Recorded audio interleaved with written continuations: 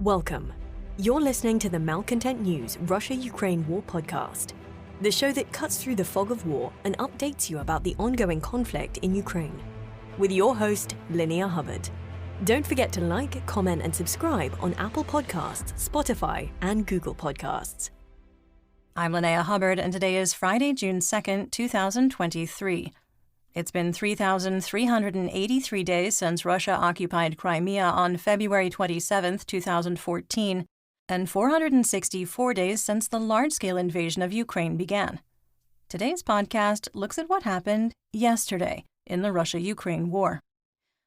The Malcontent News Russia-Ukraine War report is compiled by our team from around the world. Today's report includes information from direct contacts in Ukraine and their proxies, Russian Ministry of Defense reports, the General Staff of the Armed Forces of Ukraine reports, operational commands north, south, and east of Ukraine, open-source intelligence, our in-house team of analysts and geolocation experts, and pro-Ukrainian and pro-Russian mill bloggers and social media accounts with a track record of trying to be accurate. We have one mission: to report the truth, because the truth matters.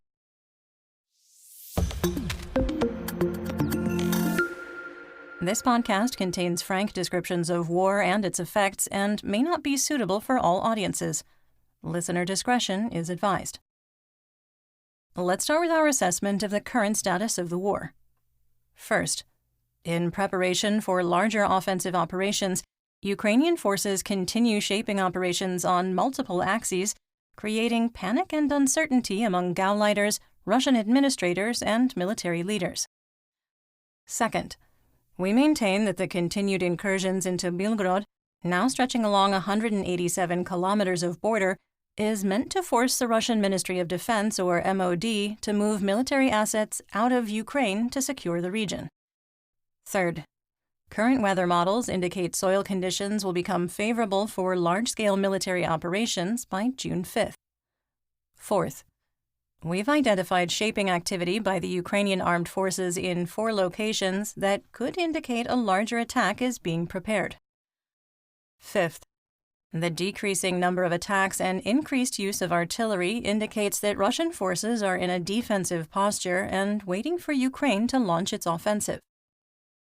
Sixth, anger and frustration among Russian state media, propagandists, mill bloggers, and residents of the oblasts that border Ukraine continues to expand due to the Kremlin's inability to secure Russia's borders and airspace, with open discussions on replacing Russian President Vladimir Putin on state media.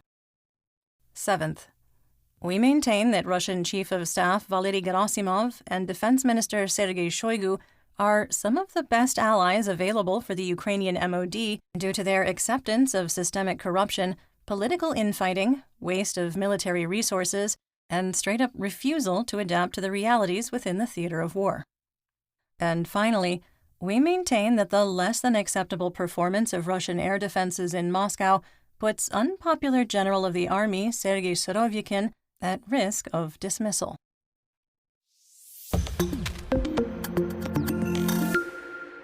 Let's get some regional updates, starting with Kharkiv. In the Dvorichna operational area, Ukrainian sources reported continued fighting on the western edge of Masyutivka, with no change in the situation. The Russian MOD alleged that Ukrainian surveillance, reconnaissance, and sabotage, or DRG units, continued to operate in the area of Sinkivka, as well as in the area of Orlyanska in the Kupiansk operational area.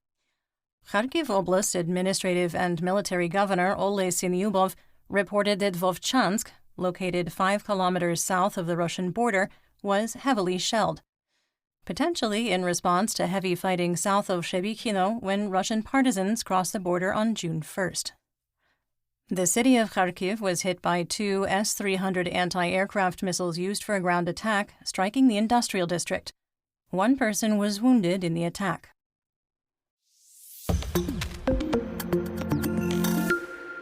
Moving on to the Donbas region in Luhansk. Operational Command East, or OKE spokesperson Colonel Serhiy Cherevati, said that Russian forces fired 522 artillery rounds, mortars, rockets, drone-delivered IEDs, and bombs, and Russian Army Aviation and Air Force, or VKS, carried out 23 airstrikes from Dvorichna to Bilohorivka, the one in Luhansk. In the Svatove operational area, the General Staff of the Armed Forces of Ukraine, or GSAFU, and Russian mercenary mill blogger War Gonzo reported that Russian forces continued to attack Novoselivske and Stelmachivka without success. Our skepticism over random Russian MOD reports of Ukrainian DRG activity across Luhansk may have been misplaced.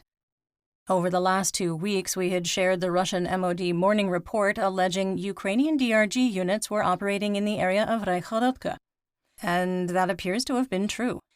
Although the claims made by the Russian MOD of glorious victory and hundreds of Ukrainian casualties, not so much.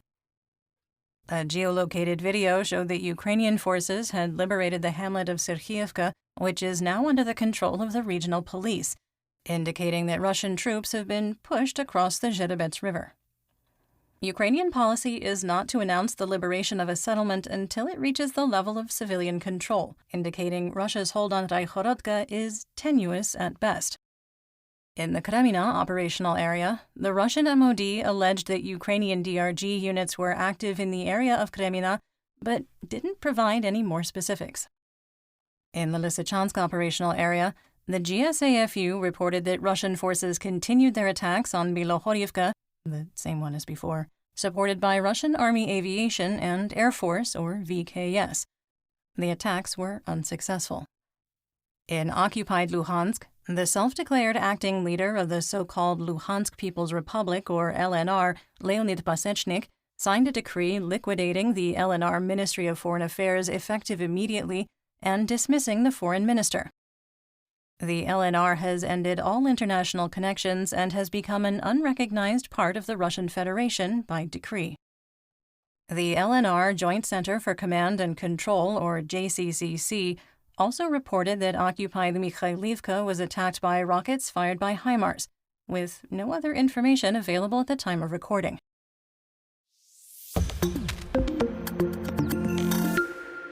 In northeast Donetsk, in the Siversk operational area, the GSAFU reported that Russian forces attempted to advance further into Spirne from the gas compressor plant, suffered losses, as they do, and returned to their defensive positions.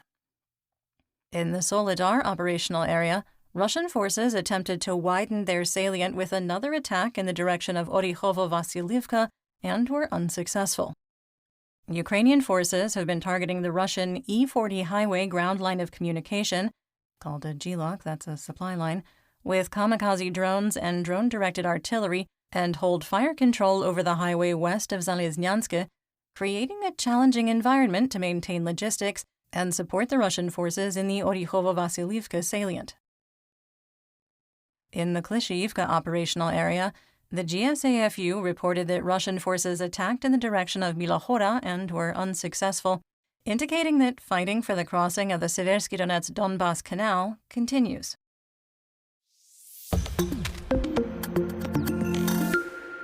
In southwest Donetsk, in the Avdiivka operational area, Ukrainian source Deep State reported that the 1st Army Corps continued its attempts to expand its bridgehead toward Avdiivka from Kamyanka with no change in the situation. Russian forces also renewed attempts to advance on Pervomaiske from the south, while still under Ukrainian fire control in 3 directions. Unsurprisingly, the unit suffered heavy losses and fell back to its defensive positions.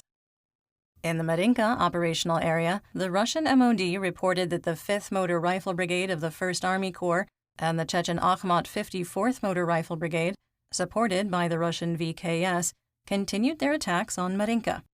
Multiple Ukrainian sources reported no change in the situation, and the Russian MOD did not report an advance, with Russian mercenary mill blogger War Gonzo reporting Russian troops, quote, tried to advance. While several sources reported an advance by Russian forces north of Marinka, we've had that area coded as contested since November 2022. Based on visual evidence, we moved the line of conflict 150 meters east north of the destroyed city. Based on visual evidence, we moved the line of conflict 150 meters east north of the destroyed city. Chechen Akhmat claimed they were under direct orders from Russian President Vladimir Putin, the Supreme Commander-in-Chief, to capture Marinka. Multiple Russian mill bloggers, private military company or PMC Wagner Group, and our favorite FSB colonel, convicted war criminal, Kremlin pariah, failed Mobik, and unrepentant troll Igor Strelkov-Girkin derided the statement. Girkin said, quote, "Yes, the Supreme Commander-in-Chief sets modest tasks. In the normal armed forces, the task to liberate a settlement of this size should be set at most by the Commander-in-Chief. That would be Valery Gerasimov. But now, after 15 months of fighting for the village, I'm sure they will make every effort. As for taking it, so far this is written with a stick in the mud." End quote. You're listening to the Malcontent News Russia-Ukraine War Podcast. Our team of journalists, researchers, and analysts is funded by readers, listeners, and viewers just like you. To support independent journalism, please consider becoming a patron. You can find us on patreon.com/Malcontent News.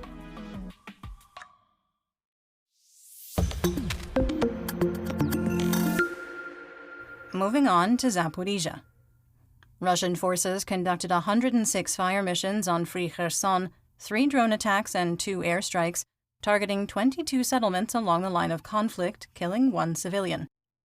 The Deputy Ambassador of France to the United Nations, Nathalie Bronthurst, reported that Russian forces prevented the planned rotation of International Atomic Energy Agency, or IAEA, monitors at the Zaporizhia nuclear power plant just 2 days after IAEA Director General Rafael Grossi outlined a 5-part plan that Russia and Ukraine reportedly agreed to.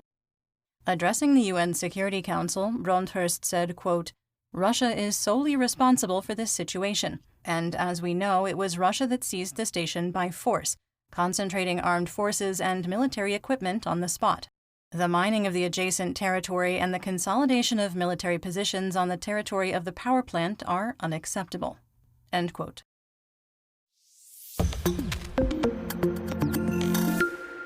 In the Black Sea, Crimea, Mykolaiv, and Odessa region, Ukrainian Operational Command South, or OKS, reported that 10 vessels of the Black Sea Fleet were on patrol, including 2 frigates and 2 Kilo-class submarines capable of launching up to 24 caliber cruise missiles in total. In occupied Crimea, insurgents are reporting that the Ivan Khurs, which has not left its berth in Sevastopol, is listing to starboard, but are quick to point out that this could be caused by many issues beyond the hull being pierced below the waterline. The same report indicated that the crew was, quote, "scared" during the attack, but no injuries were reported. Our point of contact confirmed the report that Ivan Khurs suffered some damage, and an assessment is ongoing. Yes, we have seen the pictures of the cracks in the outer concrete surface of recently repaired pillars on the Crimean Bridge, but we have doubts that the pictures are fully authentic, and they appear to have been enhanced. We haven't reached a firm conclusion, and we're still reviewing.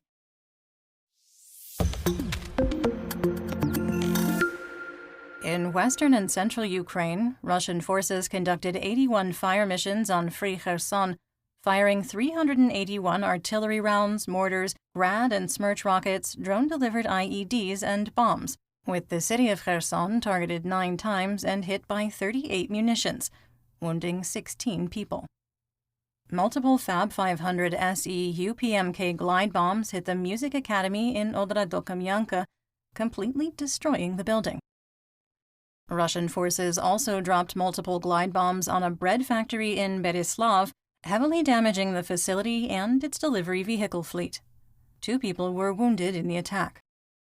In occupied Kherson, a glide bomb fell off a Russian aircraft over Novakhovka, striking the area of Karl Marx Street, leveling homes and badly damaging a school. At least 1 person was killed in the incident.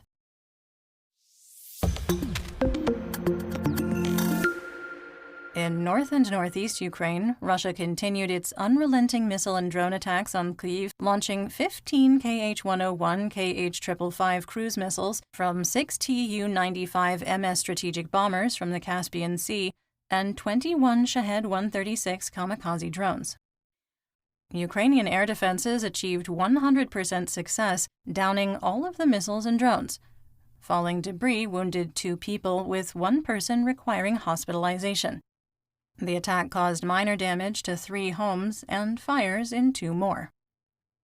This is now the 19th air raid on Ukraine's capital since May 1st. In the early morning on June 1st, civilians went to the designated bomb shelter in the Desnyansky district and found it locked. The security guard at the facility, which was described both as a hospital and an outpatient pediatric clinic, was reportedly awake and sober, but would not open the doors. While waiting for someone to take action, debris from a downed missile struck the area near the entrance, killing 3 people, including the mother of a 9-year-old girl. When the sun rose, her grieving husband sat by her covered body in a chair as the investigation into why the facility was locked continued. The 9-year-old, who had been standing with her mother at the time of the strike, survived. Ukrainian officials have arrested 4 people: the first deputy of the Desnyansky Region State Administration, the medical facility director, his deputy, and the security guard. The 3 detained officials were served with a notice of suspicion of gross negligence that caused grave consequences, and the security guard is being charged with endangerment resulting in deaths. Attending the 2023 European Summit in Moldova, Ukrainian President Volodymyr Zelensky, when asked about the incident, told reporters, quote, "Everyone will be responsible. The reaction will be firm. Russia as the enemy is not enough for us. We have internal enemies as well. I would say, there are many journalists here, I would say there is a word. It is on the tip of my tongue, but I can't say it." End quote. He left the podium, then paused and added, quote, "I would say this. There may be a knockout." End quote. President Zelensky seemed to imply that former boxing champion and Kyiv mayor Vitaly Klitschko was at risk of being dismissed. The 2 have clashed over local and national responses to civil defense within Kyiv over the last year. In Sumy, Russian forces conducted 15 fire missions, firing over 100 artillery rounds and mortars. The Krasnopil Hromada was hit 40 times, damaging 5 homes and 3 buildings. In Seredina Buda, mortar shelling damaged 2 homes and a summer kitchen. There were no injuries reported. Quick sidebar: a summer kitchen is an outdoor kitchen typically adjacent to a dacha, which is a small summer home, where traditionally people would come to plant their own crops.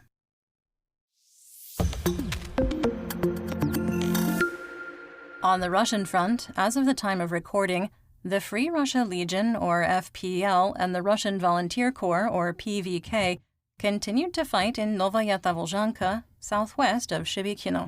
On June 1st, heavy fighting extended from the Russia-Ukraine border to the southern edge of Shebekino. The FPL released a video showing a 2S4 Tulpan 240mm self-propelled mortar with its support vehicle destroyed by drone-directed artillery. The monocrystal plant, one of the largest producers of synthetic sapphire for high-tech electronics and optics, including night vision goggles and gun sights, was heavily damaged by Grad rockets fired by Multiple Launch Rocket Systems, or MLRS. A picture taken by drone showed the factory was shrouded in thick black smoke. Artillery hit a 5-story building adjacent to the main administration building on Lenin Street, with the administrative building reportedly heavily damaged. Russian sources claimed that a TOS-1 MLRS Sotsepek was used to fire on the Russian partisans within Shebekino. Russian state media journalists in Belgorod accused the Russian Information Agency, or RIA, of attempting to cover up the cross-border incursion by intentionally misspelling Shebekino and deleting comments on news stories. Local residents derided a report and video from Izvestia that reinforcements had arrived, claiming the only thing provided was a, quote, rusty tank and a couple of infantry fighting vehicles, or IFVs. Moscow shifted gears after trying to bury the story, reporting that units with the Western Military District were responding. But most of those forces are in Ukraine. Mayor Valentin Demidov of Shebekino reported that over 2,600 residents fled and are in 3 temporary assistance points, with officials appealing for more space and asking for donations to meet the most basic needs, including food, bedding and mattresses, personal care items, and cooks. Kremlin spokesperson Dmitry Peskov told reporters that Russian President Vladimir Putin, quote, constantly receives reports from the Ministry of Defense, the Border Service, the FSB, the Ministry of Emergency Situations, and from regional authorities in connection with the situation around Shebekino, end quote. Appearing on Russian state media, ultranationalist, white supremacist 21st century Rasputin and Putin's brain, as it were, Alexander Dugin, couldn't even pronounce Shebekino. No, seriously, he said, and I'm not exaggerating here, he said, Shabakana. Residents panic-bought gasoline and diesel, creating shortages at some gas stations, particularly along the border. Where gas could be found, purchases were limited to 10 liters. Despite pictures and complaints readily available on social media, Deputy Governor Dmitry Gladsky denied the reports, declaring there was no problem with fuel reserves. While that is almost certainly a factual statement, the challenge isn't the reserves, rather maintaining a supply that is available to consumers. Deputy leader of the Russian National Security Council, Dmitry Medvedev, purveyor of empty threats, declared, quote, this is an act of terrorism, and one can respond to it in one way. Any state does not negotiate with terrorists. Terrorists must be destroyed, end quote. Quick sidebar. I'm not sure if this is gaslighting or an incredible lack of self-awareness. In the Kursk region, a Ukrainian drone dropped an IED on a 35-kilovolt transformer in Gogolivka, knocking out power in the Sudzhansky district. Officials in the city of Kursk claim up to 5 drones were intercepted by air defenses.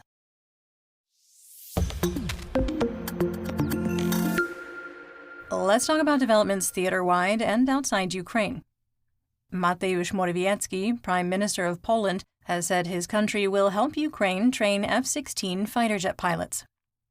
Global Military Products Incorporated of Tampa, Florida, has been awarded a $118 million fixed-price contract to purchase and supply up to 60 Gepard 35mm self-propelled anti-aircraft systems from Jordan. The restoration work will be performed in Amman, Jordan, with a target completion date of May 30th, 2024. The Gepards, which have been highly effective against Shahed 136 drones and subsonic cruise missiles, will then be provided to Ukraine. Bloomberg reported the United States Department of Defense, or DoD, has agreed to purchase Starlink communication systems for Ukraine from SpaceX and ensure their operation. It was not clarified if the speed limits and geofencing restrictions that SpaceX has imposed on Ukraine would apply to these systems as well. And that's what we know. Join me again tomorrow for more updates. Until then, stay safe, everyone. You've been listening to the Malcontent News Russia-Ukraine War podcast. To help keep us independent, please consider providing financial support by becoming a patron.